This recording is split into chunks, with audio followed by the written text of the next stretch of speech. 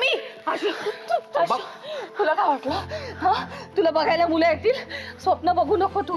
स्वप्न बघण्यासारखं पण काही नाही आपल्यात. पमा शांत हो जरा. बाईला अजून काही बोलायचं नाही, सगळे शांत बसायचं, कुणी काही बोलायचं नाही. तिचं पण बरोबर आहे ना पमा. अगं तिचं शिक्षण आपण पूर्ण करू शकलो नाही यात तिची काय चूक आहे ग?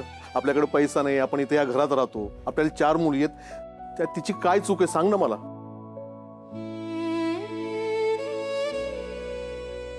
पमा, जेव्हा जेव्हा तू पैसा नाही बोलतेस ना, तेव्हा तू मला बोलतेस, लक्षात ठेव. मी तुम्हाला काही बोललेलं नाहीये. मलाच बोलतेस. नाही करू शकलो मी येऊन जास्त पोरींसाठी, पण म्हणून माझ्या पोरी काही गाय म्हशी नाही आहेत कुठल्याही गोट्यात नेऊन बांधायला. अगं बाय आपली सगळं ऐकते ना, पण आज ती का नाही म्हणते ते तर तिला विचारून घेऊया. तिलाच काय बोलतेस तू? बघ, तिला बहिणींची काळजी आहे, लग्न करताना त्याच्यामध्ये धाकधूक असणारच ना ग. अन्य तुला तिची काळजी आहे, पण ही कुठली पद्धत बोलायची पमा? मागापासून ऐकतोय मी. आता कुणी काही बोलणार नाही, आत्ताच सांगतो मी. पण मी काय चुकीचं बोलले का? नाही बोललीस, पण अगं पोर आहे ना ती आपली.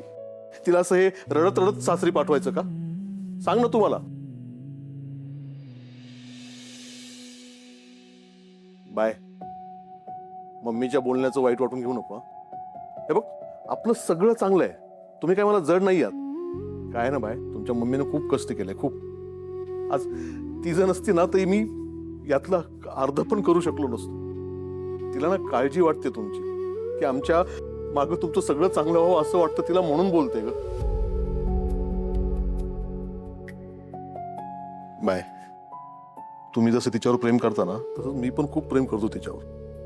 तिला मी दुःखात नाही बघू शकत, पण म्हणून मी तुझ्यावर जबरदस्ती नाही करणार. नाही करणार. तुला नाही ना लग्न करायचं, ठीक आहे, नको करू.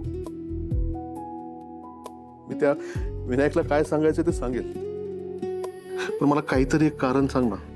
मी उद्या कामून येईपर्यंत तुला वेळ देतो. तू तुझा निर्णय सांग, काही असू दे, काही कुठलाही निर्णय असू दे, मी तुला काही बोलणार नाही त्याच्यावर.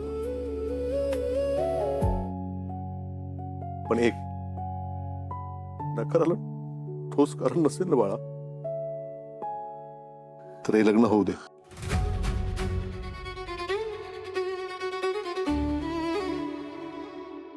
आई बाप म्हणून आमच्याच विश्वास ठेव. तुझं वाईट नाही होऊ दे ना.